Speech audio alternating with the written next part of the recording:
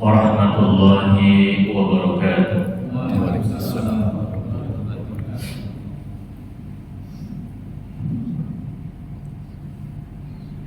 Alhamdulillah,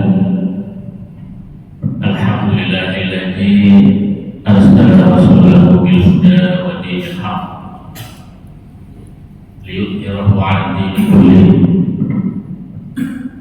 wa kafa billahi shahidan. Asyhadu an la ilaha illallah wahdahu la syarika lah wa asyhadu anna sayyidana wa nabiyyana Muhammadan abduhu wa rasuluh la nabiyya wa la rasula ba'da.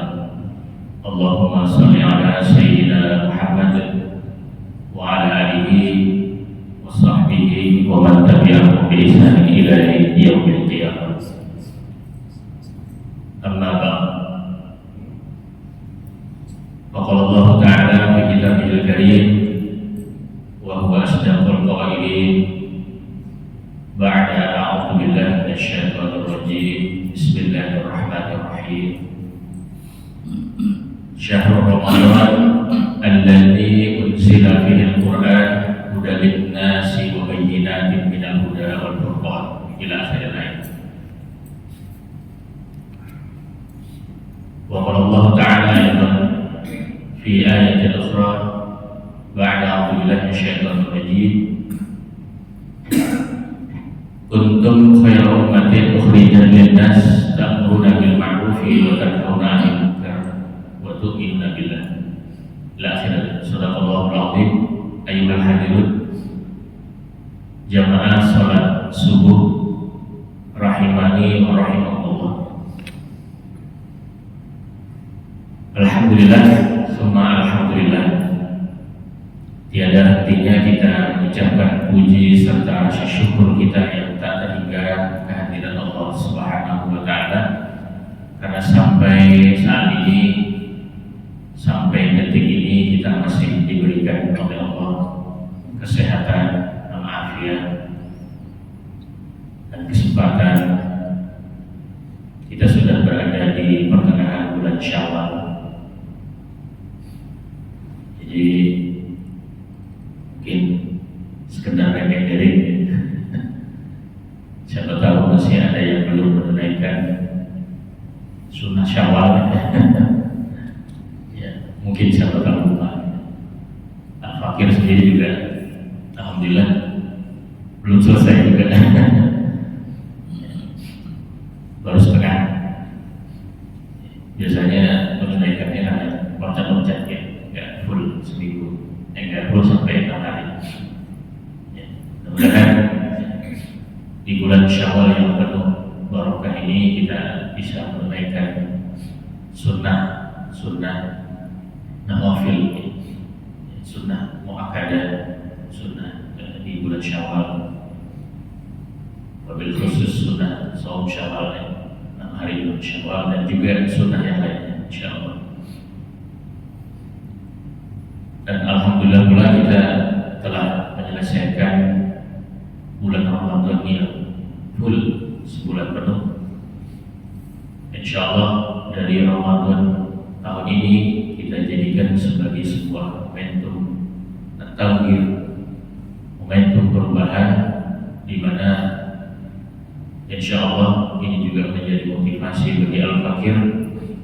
Hari ini harus menjadi lebih baik daripada hari kemarin. Bagi Al-Fakir pribadi, setiap memberikan jauh, memberikan bejangan atau tausiah itu pada hakikatnya menjadi introspeksi bagi pribadi. Pernah nyampaikan seperti ini, maka itu menjadi koreksi bagi pribadi. Insyaallah mudah-mudahan sudah dilaksanakan, karena ada ini kan peringatan dari Allah. Atamuru dan nasabil birri dan saudara usaha wa antum kita. Jadi terkadang apa namanya, ini sekedar sharing aja guys, sebelum ini masih mengangkat. Terkadang kita zaman sekarang ini mudah melantunkan, mudah melisankan, tetapi kadang-kadang susah, bahkan jauh dari implementasi. Ya. Terkhusus pada akhir zaman ini kita lihat, ya, bapak-bapak, saudara-saudara sekalian, rahimani rahimahullah. Jadi terkadang lisan itu sangat mudah untuk menyampaikan, tapi berat gitu terkadang dalam aktivitas. Jadi kalau bagi para ulama itu ujian bagi mereka yang menyampaikan dengan lisan-lisan mereka, tapi berbeda jauh dengan apa yang mereka sampaikan. Wa'iyadu billah. Mudah-mudahan insyaallah kita berdoa kepada Allah Subhanahu wa taala senantiasa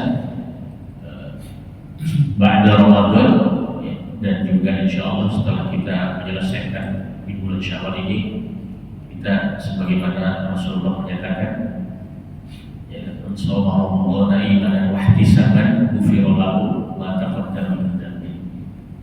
Ya, insyaallah mudah-mudahan kita berdoa kepada Allah betul-betul kita seumpama bayi yang baru dilahirkan oleh orang tuanya. Ya, masalah bersih atau tidaknya itu urusan Allah, ya. Kita dikeluarkan oleh Allah, ya, diampuni dosa-dosa kita. InsyaAllah kita dapat memulai sebuah kehidupan yang setelahnya dengan pemikiran yang jernih, dengan wawasan yang bertambah, dan juga tentu dengan ilmu pengetahuan yang bertambah, dan juga dengan ibadah, peningkatan ibadah di jalan Allah Subhanahu wa ta'ala fisabilillah. InsyaAllah ya Rabbal. Salam dan salam semoga tetap tercurah kehadirat Rasulullah sallallahu alaihi wasallam serta para keluarga, para sahabat beliau, dan kepada para pengikutnya yang setia kepada sunnah risalah ajaran dakwah beliau ila akhir zaman, hingga berakhirnya kehidupan di alam dunia ini. Ini nggak perlu perkenalan, Pak, ya? Nggak perlu, ya, karena waktu itu terbatas. InsyaAllah sedikit Al-Fakir itu dengan Pak Yus ini sebenarnya udah lama kenal. Dulu Al-Fakir pernah bertugas di BDI Chevron. Waktu dulu di BDI Chevron itu ada sekitar kurang lebih 3 tahun. Itu sering menunaikan tugas ngisi di lokasi-lokasi, khususnya di Super Seattle. Tapi mungkin kurang akrab, ya. Alhamdulillah kemarin ketemu pada saat Ramadan. Insyaallah diamanahi untuk berbagi sharing dengan bapak-bapak saudara-saudara sekalian. Ayuhal hadirin rahimani wa rahimakumullah. Karena ini juga perdana dan juga mungkin ini kajian tematik. Insyaallah pada kesempatan subuh ini kita sekedar sharing saja. Al-Fakir sekedar sharing. Mungkin bapak-bapak saudara-saudara sekalian mungkin yang lebih alim, ada juga yang mu'alim, ada juga yang mungkin asatidz-asatidzah. InsyaAllah kita sekedar sharing saja pada subuh kali ini. Mudah-mudahan sharing ini bermanfaat. Ayuhal hadirin, jadi sebagaimana hadis Rasulullah tadi sampaikan, man shoma Ramadhana imanan wa ihtisaban ghufira lahu ma taqaddama min dhanbi. Al-Fakir ingin sedikit sharing di dalam Al-Baqarah, di dalam surah Al-Insan, ya, di dalam ayat yang kedua sampai seterusnya itu disebutkan oleh Allah. A'udzu billahi minasyaitonir rajim. Inna khalaqnal insana min nutfatin amsyaj. Sesungguhnya ini agak sedikit spesifik aja. Maksudnya agak sedikit mengarah kepada mungkin ilmu kedokteran, ya. Jadi di sini disebutkan sesungguhnya kami telah menciptakan manusia dari setetes air nutfah yang bercampur. Nah, ini sedikit kajian terkait dengan bagaimana kita berbicara tentang filosofi manusia pada umumnya, bukan hanya seorang muslim. Nah, menurut penelitian bahwa kalau di dalam bahasa Al-Quran itu kan air nutfah, ya. Jadi ini bukan hal yang tabu, tapi tentu ada filosofi makna yang sangat dalam. Di dalam Al-Quran Allah sebutkan itu min nutfah. Dalam beberapa ayat juga ada istilah nutfah, air yang memancar. Air di dalam surah Al-Insan ini khusus air yang bercampur, min nutfatin amsyaj, karena nanti dia bercampur dengan sel itu telur. Jadi ceritanya begini. Ini kalau ada yang jurusan kedokteran mau dikoreksi kalau fakir salah, karena ini terkait dengan masalah biologi. Ketika air nutfah itu masuk ke dalam rahim, dia akan menuju rahim. Kalau pernah ada yang nonton video Harun Yahya series sebelum terjadi persoalan oleh personalitinya, kita nggak berbicara personalitinya, tapi kita berbicara hikmah dari apa yang telah diutarakan tersebut. Jadi ini juga menjadi kajian pribadi Al-Fakir ya sebenarnya sebelum ada video itu. Jadi air itu ketika masuk ke dalam tubuh seorang wanita, ya, wabil khusus istri kita, ya, sekaligus ingat istri kita di rumah ini, itu mereka sel-sel itu, katakanlah dalam bahasa kedokteran itu disebut sel-sel sperma. Kalau dalam bahasa fikih itu air mani. Itu berlomba-lomba ketika masuk ke dalam tubuh seorang wanita. Menurut penelitian paling sedikit ada sekitar 80 juta sel nutfah. Ada yang sekitar 200 lebih banyak, 240 juta sel. Bahkan sahib saya di Bogor itu pernah membaca sebuah kitab, katanya ada yang sampai 500 juta sel. Dalam sebuah kitab Mafaid Islam yang itu disebutkan oleh Dr. Muhammad Hussein Abdullah, di situ ada sedikit dijelaskan tentang bagaimana uraian-uraian aktivasi di dalam tubuh manusia. Jarang ada kita membahas seperti itu. Nah, jadi ketika dia berlomba-lomba, kenapa disebut berlomba-lomba? Ya, nanti ini ada hikmahnya, Pak. Dia berlomba-lomba karena kalau diilustrasikan di video Harun Yahya series itu seperti kecepatannya itu seperti speedboat. Bayangkan kalau sekalian, ketika di dalam tubuh ini kan berapa sih panjangnya, gak terkira ya. Tapi ternyata luar biasa.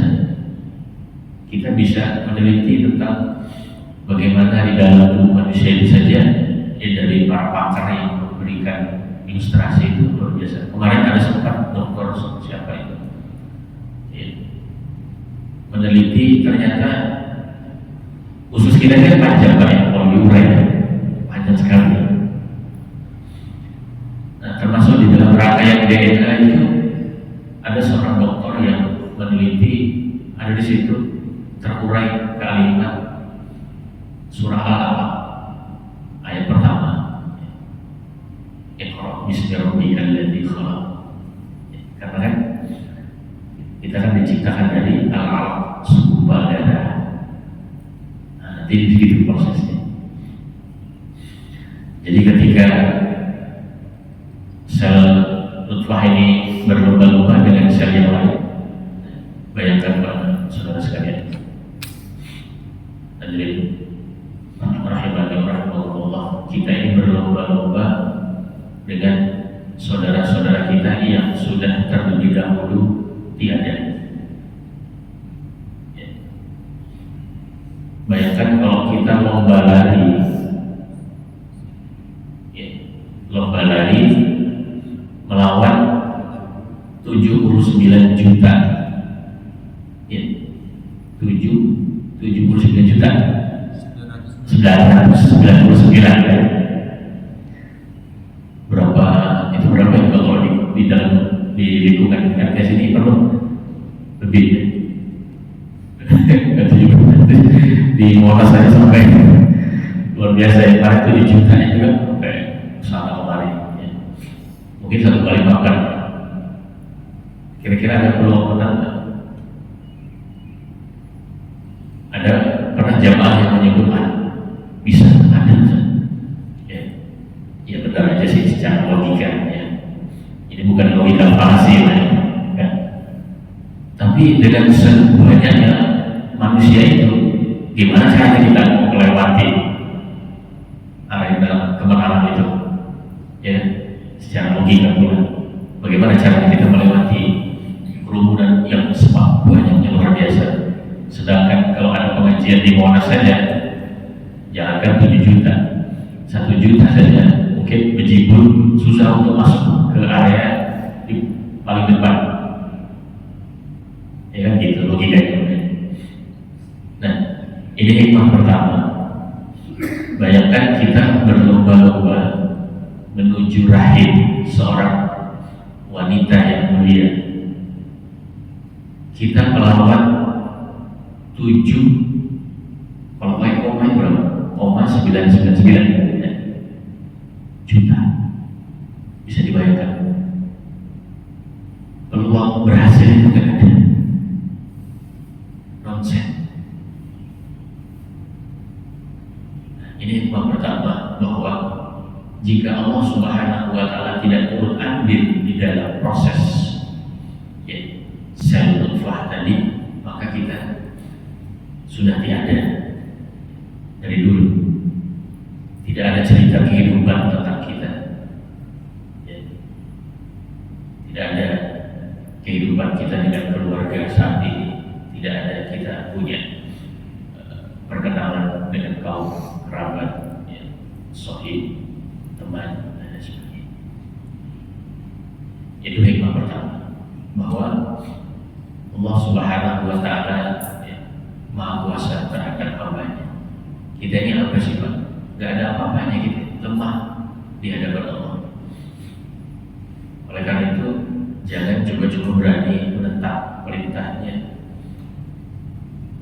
karena suatu saat kita yang lemah ini akan kembali juga kepadanya dan akan mempertanggungjawabkan segala apa yang Allah perintahkan dan segala apa yang Allah Subhanahu wa Ta'ala. Itu hikmah yang pertama. Nah, yang kedua, lanjutan dari cerita itu, ketika dia sampai di dinding rahim, ya, itu kan tidak banyak yang, bukan hanya tidak banyak, ya, tidak ada yang bisa berhasil masuk ke dalam rahim. Ya gitu, tidak ada yang bisa masuk, kecuali hanya 1 sel nutfah. Saya pakai bahasa nutfah ini karena di sini masjid. Tidak ada yang berhasil masuk, kecuali hanya 1 saja. Itu pun ketika Allah Subhanahu wa Ta'ala berkenan dengan kemahabijaksanaannya untuk memberikan hak hidup. Nah, ini sebenarnya kalau dibilang hak hidup juga kurang tepat, ya. Kalau bilang hak hidup nanti orientasinya kepada hak asasi manusia. Begitu kan? HAM, ya. Karena tidak ada dalam Islam itu HAM itu tidak ada. Ya. Tidak ada istilah HAM dalam Islam. Kita itu sudah diberikan hak oleh Allah Subhanahu wa Ta'ala hidup. Sebenarnya kita juga tidak punya hak, ya kan gitu. Dan kita juga tidak berhak. Yang punya hak itu adalah Allah Subhanahu wa Ta'ala yang memberikan kehidupan kita.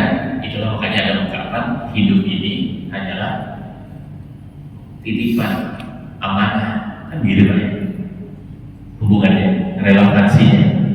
Karena kita ini nggak punya hak hidup sebenarnya. Hak apa kita ini hidup? Tidak ada. Itu hanya semata-mata karena Allah memberikan amanah kita dalam hidup ini. Allah Subhanahu wa Ta'ala ketika menciptakan manusia pertama kali, Allah itu kesannya meminta izin berdiskusi dengan para malaikat. Itu bukan meminta izin sebenarnya, itu sekedar sekali lagi kemahabijaksanaan Allah. Ya kan, wa in qala rabbuka lil malaikah, bagaimana ketika Allah Subhanahu wa Ta'ala berkata kepada malaikat, inni ja'il fil ardi khalifah, aku ingin menciptakan, mengadakan seorang manusia, seorang khalifah, wakil Allah. Dalam definisi bahasa ya, tapi ada juga definisi tafsir berbeda lagi. Khalifah itu disebut pemimpin. Nah, jadi diartikan beda. Kalau makna Al-Quran itu bisa diartikan tidak hanya satu saja.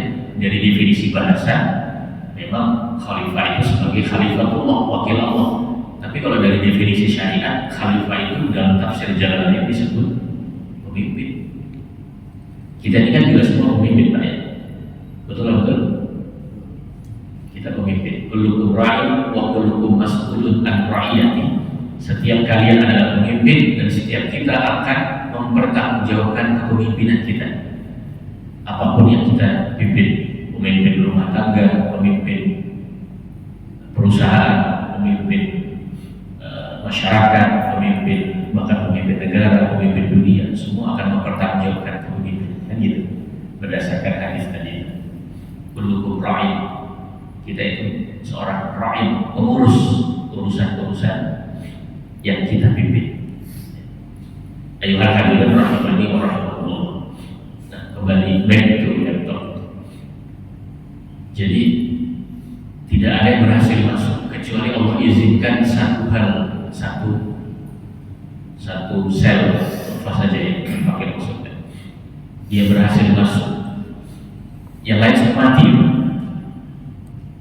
Jadi saudara-saudara kita, atau bisa dikatakan calon saudara-saudara kita di dalam waktu dulu kita masih berinteraksi ya, beratus-ratus juta, berpuluh-puluh juta itu nggak ada sudah jadi. Sedih Pak ya? Sedih kan?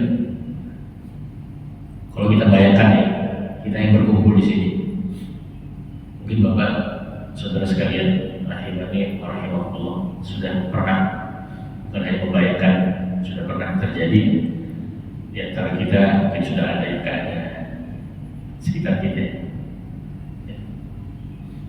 Taqwa rahmat dan rahmatillah, ini sudah berpulang pada Allah, dan suatu saat nanti kita juga akan bergilir. Nah, sederhana, tapi itu menjadi sebuah penguat keyakinan, kekuatan iman kita kepada Allah Subhanahu wa Ta'ala. Karena pada suatu saat nanti kita juga akan kembali kepada Allah Subhanahu wa Ta'ala. Makanya hikmahnya kuliah subuh itu begitu baik. Kalau tidak tidur ya, kalau tidak tidur insya Allah kita itu ya mungkin karena suasananya adem gitu ya, tenang masih. Sharing itu cepat masuknya Pak ya. Kalau kultum tarawih susah ya. Bikinnya cepat aja ngebut. Habis itu tarawihnya ngebut lagi, waduh cocok. Betul. Apalagi kalau di Blitar, Masya Allah, kayak ngejar ayam. Ayolah hadirin rahimani wa rahimakumullah. Nah, jadi ketika dia berhasil masuk ke dalam rahim, ke dalam kasih sayang Allah, makanya disebut rahim ya. Dia bercampur, sudah dijemput itu dengan sel induk telur. Nah, itu disebut dalam surah Al-Insan itu min nutfatin amsyad ya. Jadi diciptakan dari percampuran. Akhirnya apa? Akhirnya bercampur dan menjadilah cikal bakal di dalam Quran surah Al-Alaq itu ya. Segumpal segumpal darah, kan gitu. Jadi sebenarnya kajian ini berepisode. Kalau dalam kajian bukan kajian tematik sebenarnya, tapi ini sekedar sharing aja. Memang kajiannya panjang kalau gitu, tapi ini sekedar sharing. Nah setelah itu singkatnya dari segumpal darah tadi kan dalam hadis Rasul selama 40 hari dia. Awalnya segumpal darah itu kan adalah embrio, ya. Bahkan sebelum embrio itu dia kalau tidak salah namanya zigot, ya, dalam bahasa biologi. Nah setelah itu dia menjadi embrio, itu al-alaq itu dalam surah al-alaq, segumpal darah, terus segumpal daging, terus diberikan tulang belulang, diberikan lagi, dibungkus lagi dengan daging sampai genap 9 bulan kurang lebih, ada yang 10 hari kurang lebih. Akhirnya menjadi cikal bakal manusia yang sempurna, insan kamil,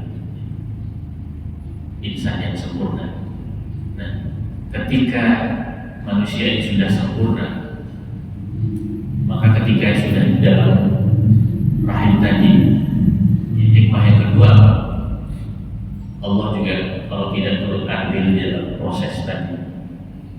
Coba bayangkan ketika dalam proses di dalam rahim, terlepas dari ikhtiar usaha manusia, kalau manusianya itu gak punya iman, ya kan ada terjadi macam-macam kayak aborsi, ya kan, mati, gak ada cerita kehidupan kita juga, padahal sudah diciptakan oleh Allah, ya.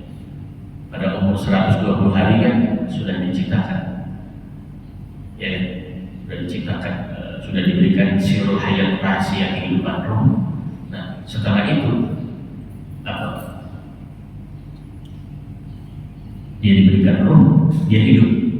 Tapi kalau kita di bawah sesuatu yang tidak ada pertanggungjawaban, bayi itu bisa saja meninggal, bisa saja pulang kerah atau dalam keadaan mungkin diaborsi, nah itulah kelemahan manusia sih. Ya. Tapi kehebatan Allah, kemahakuasaan Allah Subhanahu wa Ta'ala mampu melindungi itu ketika Allah yang Maha Bijaksana sekali lagi, ya, mampu menjaga manusia tadi tetap untuk menjadi insan kamil, manusia yang sempurna, diberikan, ya, dalam tanda kutip hak hidupnya oleh Allah, yang dibebaskan dari berbagai upaya percobaan untuk melenyapkan dia, akhirnya dia berhasil keluar, ya. Dan kalau kita berbicara fenomena sekarang begitu Pak, ya, kalau Allah tidak mengizinkan, tidak ada cerita kehidupan bayi tadi. Akhirnya apa? Akhirnya bayi tadi tidak ada. Tapi ketika Allah Subhanahu wa Ta'ala Maha Kuasa, dikeluarkan oleh Allah Subhanahu wa Ta'ala dengan tangisan di dunia ini, karena sudah tahu bahwa di dunia ini pasti akan ada pengorbanan, akan ada usaha, akan ada tangisan, akan ada bahagia dan lain sebagainya, semua campur. Sebagaimana ketika Nabi Adam alaihissalam diturunkan Allah ke muka bumi dari surga, ada perjuangan, pengorbanan, usaha, ikhtiar dan lain sebagainya. Dan sampai 2 hal ini saja sebenarnya sudah menjadi hikmah yang luar biasa. Apa tadi? Yang pertama, kita sudah berjuang di dalam proses perjuangan. Ketika kita berlomba-lomba, bukan fastabiqul khairat, tapi berlomba-lomba untuk sekedar mendapatkan dalam tanda kutip hak hidup dari Allah Subhanahu wa Ta'ala. Kita juga sudah berjuang, ya. Tetapi ingat, perjuangan kita, pengorbanan kita tentu ada andil dari Allah Subhanahu wa Ta'ala. Maka setiap perjuangan, pengorbanan apapun yang kita lakukan dalam konteks kehidupan dunia ini, kalau kita tidak melibatkan Allah, kalaupun sukses, suatu saat pasti akan jatuh. Kan gitu. Jatuhnya bisa di dunia. Kalau Allah memberikan kasih sayang kepada hambanya, tapi kalau sudah tidak Allah berikan bahkan di istidraj, jatuhnya nanti di akhirat sekalian dirapel. Ya. Kalau Allah sudah berikan istidraj itu luar biasa, bahayanya luar biasa. Na'udzubillah, summa na'udzubillah. Ya. Istidraj itu Allah biarkan hamba ini. Ilustrasinya istidraj itu apa?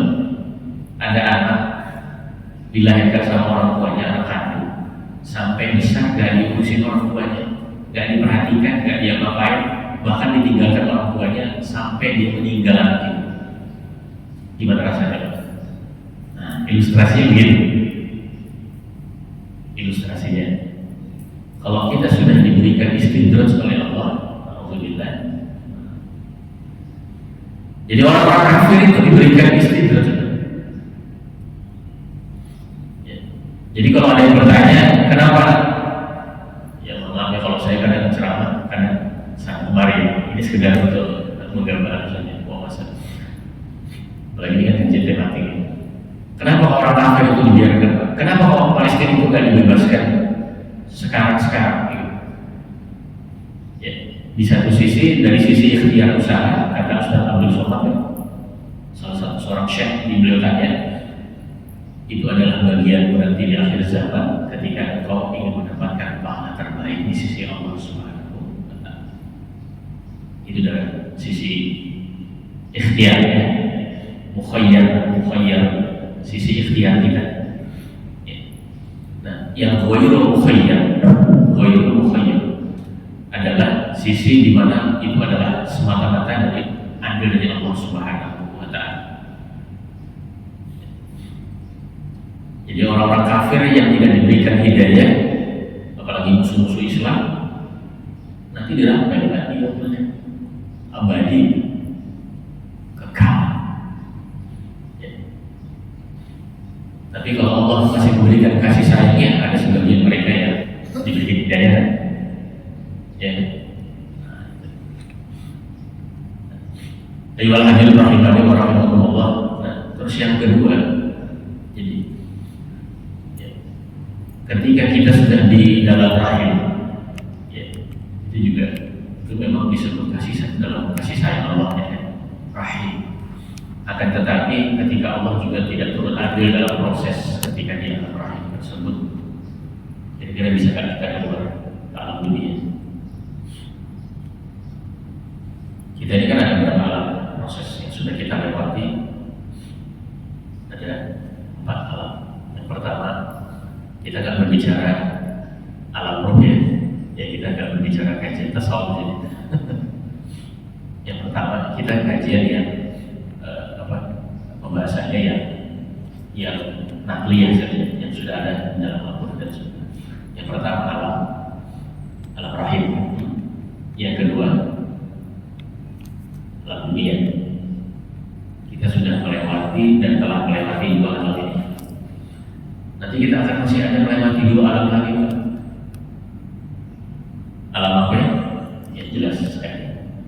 Kita ketika berpulang ke rahmat Allah, alam barzakh, kubur, alam barzakh, dan setelah itu yang keempat alam akhir, alam akhirat, yang dimensinya berbeda dari dimensi dunia, yang panjangnya, lamanya tidak terasa, tidak akan pernah bisa dirasakan, terlintas dalam pikiran kita. Bahkan ketika sudah di alam barzakh saja tidak pernah terlintas bagaimana mekanisme yang ada di alam barzakh.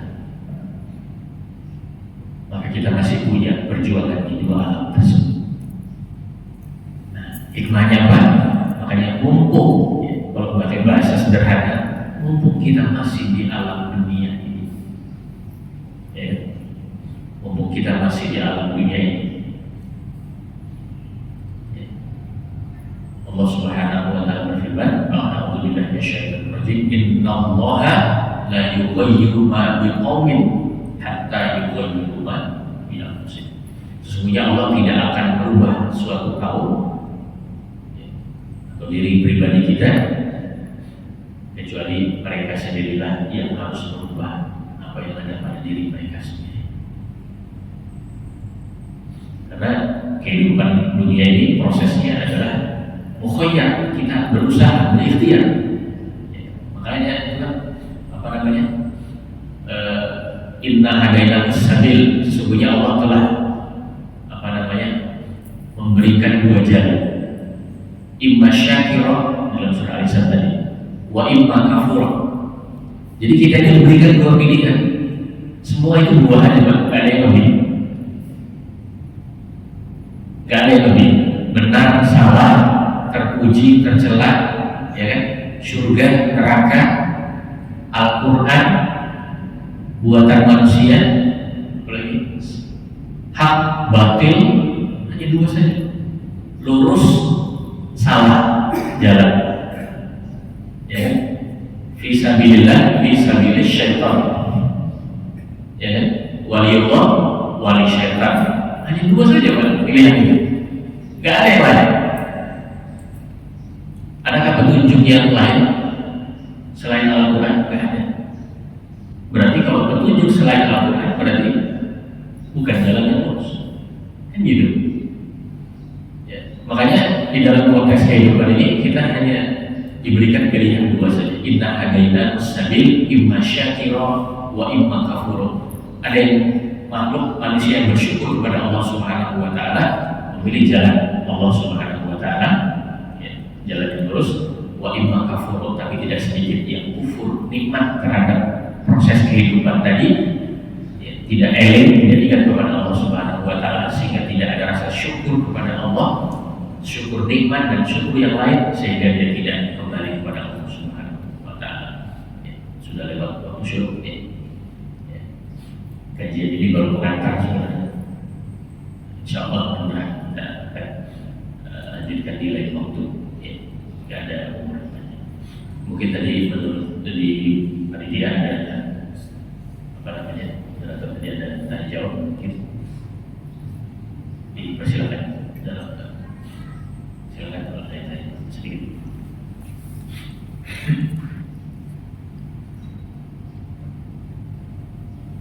Oke, dan Bapak-bapak, jemaah yang mau disampaikan,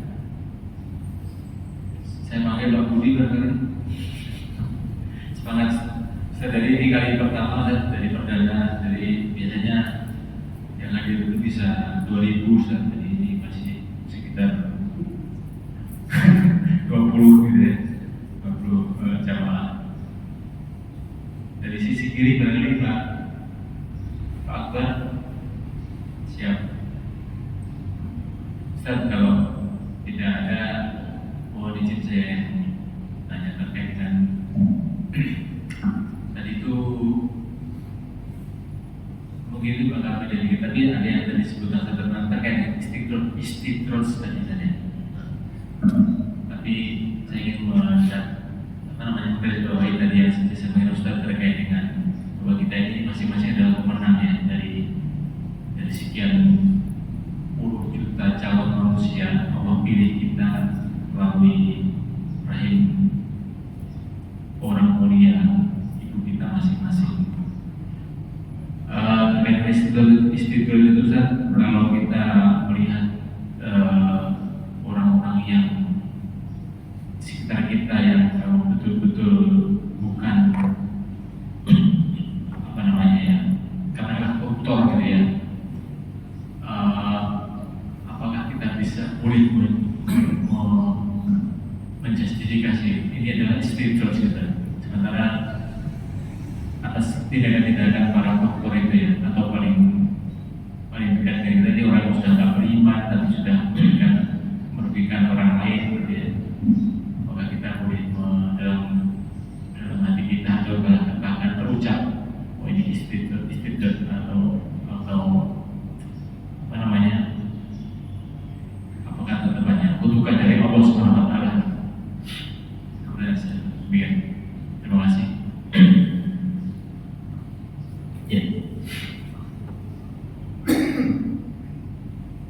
Saya berbicara tentang korupsi ini.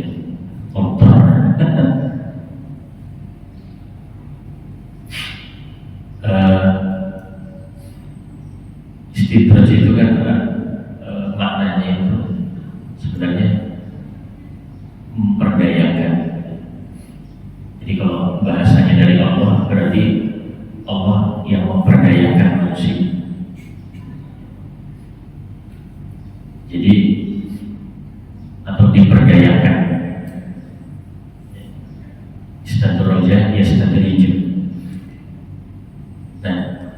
manusia ini di dalam konteks kehidupan dunia ini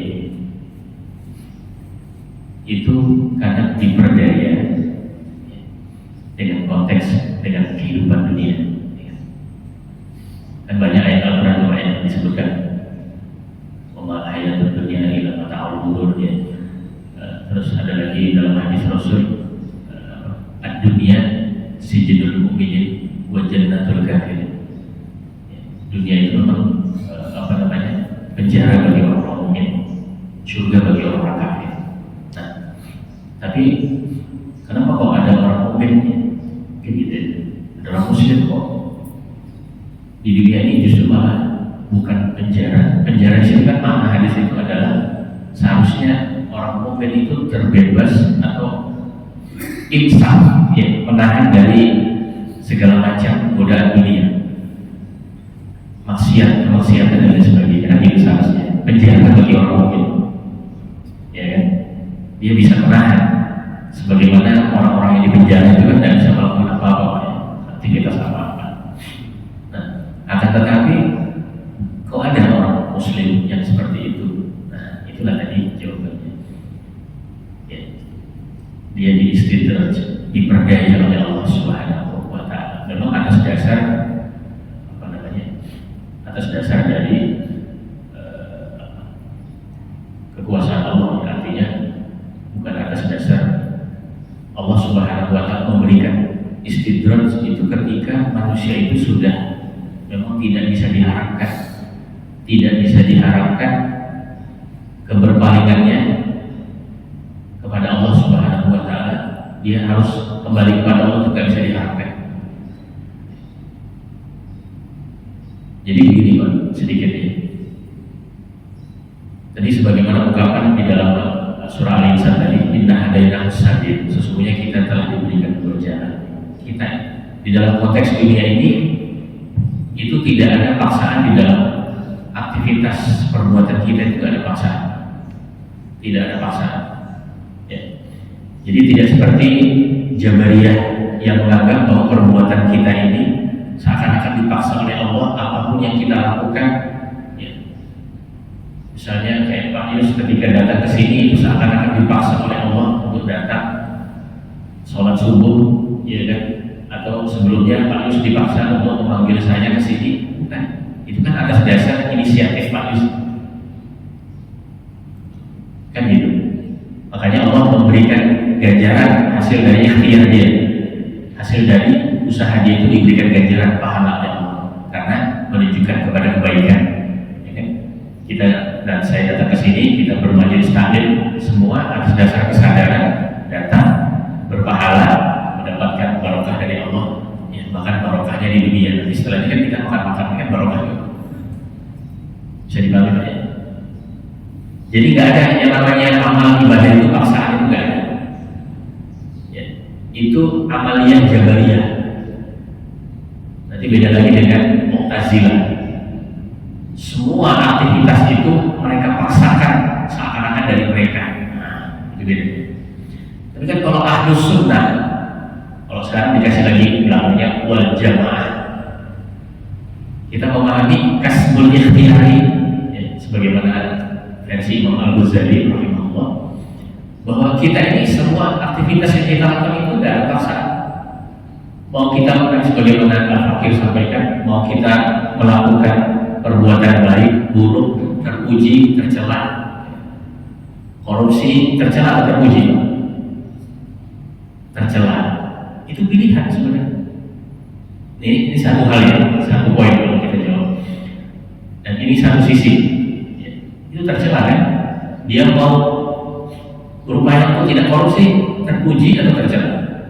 Terpuji, itu bebas dia berkehendak, nggak ada paksaan dari pribadinya masing-masing. Makanya Allah nanti akan berikan ganjaran, betul atau betul?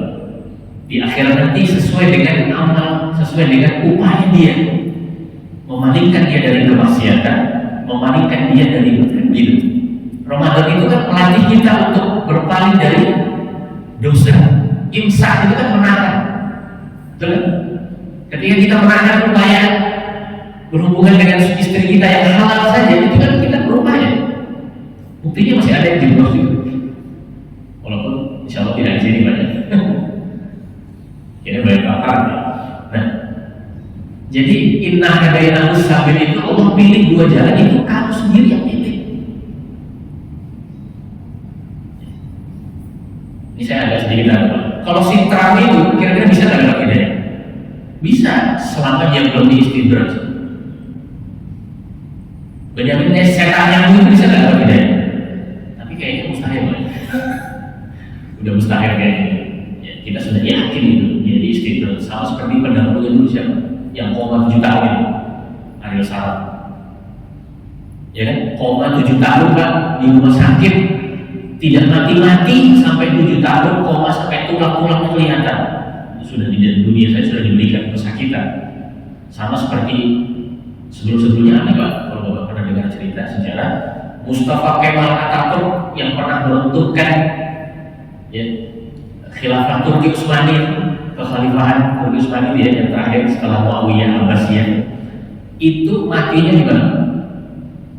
Matinya itu sebelumnya kena penyakit kolera, terus kena penyakit apa namanya itu yang di sini keluar kotoran dari mulutnya, dan akhirnya kan diazab oleh Allah sekarang. Ya, ketika dia apa namanya di jenazahnya dimakamkan, tidak bisa dimakamkan, keluar terus. Pernah nonton Siratul Hidayah juga ya? Tidak bisa terus, itu betul kan, ini fakta. Makanya akhirnya jenazahnya dibalas kayak Fir'aun. Dan ketika kita datang ke Turki, itu museumnya di museum Turki, itu dari jarak sekian meter itu baunya sudah tercium. Ya, kesaksian yang ada yang sudah pernah berziarah ke sana, baunya tercium saat nyengat dari jarak beberapa meter. Itu Mustafa Kemal Atatürk yang dibanggakan sebagai bapak pembangunan Turki. Padahal dialah yang menghancurkan sendi-sendi Islam. Ketika diperuntukkan, ya setelah Umayyah Abbasiyah itu kan ada Utsmaniyah kan, Khalifah Utsman, dia menghancurkan kekhalifahan Utsmaniyah. Matinya begitu. Nah, satu lagi Pak, yang kemarin mengaku sebagai Nabi, Mirza Ghulam Ahmad, itu juga sama kasusnya, sama seperti itu. Si Mustafa Kemal. Nah, jadi orang-orang yang berupaya untuk mengalihkan kita dari ajaran Allah dan diistidraj, apalagi diistidraj, alhamdulillah. Makanya kita senantiasa berdoa ya, Allahumma inna nas'aluka husnul khatimah. Jadi kita minta kepada Allah untuk diberikan akhir kehidupan yang baik. Husnul khotimah itu bukan pada saat meninggal, pada saat sebelum akhirnya itu, ketika nazar sakaratul maut. Nah, itu yang kita doa supaya kehidupan khotimahnya itu, penutupnya itu baik. Nah, itu husnul khotimah, bukan pada saat dia sudah meninggal, bukan. Masyarakat salah persepsi. Husnul khotimah itu dianggapnya pada saat sudah meninggal, padahal sebelum meninggal, ketika nazar sakaratul maut, itu yang kita berdoa supaya mendapat husnul khotimah. Jadi sekali lagi begitu. Jadi itu upaya kita, nggak ada sama sekali apa namanya Allah Subhanahu Wa Taala memaksa kita untuk melakukan perbuatan ini itu. Coba bayangkan ya, sekali lagi bayangkan kalau Allah memaksa kita berbuat maksiat, kira-kira masuk akal kan? Masuk nggak dalam benak pikiran kita? Allah memaksa seperti pemahaman Jabariyah. Allah memaksa kita melakukan perbuatan maksiat, kira-kira yang mustahil ya? Berarti Allah zalim. Seandainya Allah memaksa perbuatan hamba, jadi pandangan yang menganggap bahwa kita ini diatur oleh Allah segala perbuatan kita. Berarti ketika kita melakukan kezaliman sekecil apapun, berarti Allah memaksa kita berbuat zalim. Na'udzubillah wal'iyadzubillah. Tak mungkin. Ya kan, salah kaprah ya. Bagaimana mungkin Allah nanti mengganjar amal perbuatan kita ibadah, sementara Allah memaksa kita melakukan perbuatan yang bertolak belakang dengan apa yang Allah nanti berikan ganjaran, yaitu pahala. Kan bertolak belakang. Itu ya. Nah, jadi makanya satu sisi ya Allah memberikan kekuasaan kepada kita untuk melakukan kebaikan dan keburukan. Di sisi yang lain, ketika Allah sudah berikan istidraj, maka otomatis di blacklist Allah Subhanahu wa taala di muka bumi. Alhamdulillah, alhamdulillah. Ya, mudah-mudahan jawaban ini memuaskan. Karena memang sekali lagi ini kerjaan intensif seharusnya. Gak bisa setengah-setengah. Ya. Karena dari dasar dari awal, ya, dari nakliyahnya kita kaji, dan setelah itu nanti pertengahan, lalu setelah itu ada endingnya. Memang pembahasannya panjang. Mudah-mudahan seluruh ini bisa menjawab, ya, terkait dengan filosofi kehidupan kita dari pembahasan kita. Insyaallah begitu. Cukup ya, karena sudah lewat ya. Untuk hari Sabtu ya Pak ya, boleh. Ada yang kerja ya Pak? Ya, kalau ada yang kerja, kita cukupkan sampai di sini. Kalau ada pilihan, semoga apa yang kita manfaatkan di waktu kita pada kesempatan subuh ini diberikan ganjaran oleh Allah Subhanahu wa taala, dan sisa waktu kita di usia kita saat ini mudah-mudahan diberikan keberkahan oleh Allah Subhanahu wa taala, diberikan panjang umur dalam kebaikan, dalam memberikan manfaat kepada manusia yang lain, khairun nas anfa'uhum linnas, dan kita diberikan oleh Allah Subhanahu wa taala selalu senantiasa menetapi jalan Allah Subhanahu wa taala lurus. Amin ya rabbal alamin. Subhanakallahumma rabbana wa bihamdika asyhadu an la ilaha illa anta astaghfiruka wa atubu ilaik. Jika ada kekurangan khilafan dari pribadi al-fakir, mohon dimaafkan, dari maaf. Jika ada kelebihan semata dari Allah Subhanahu wa taala. Afumikum Allahumma fi ila aqwamit thariq. Assalamualaikum warahmatullahi wabarakatuh.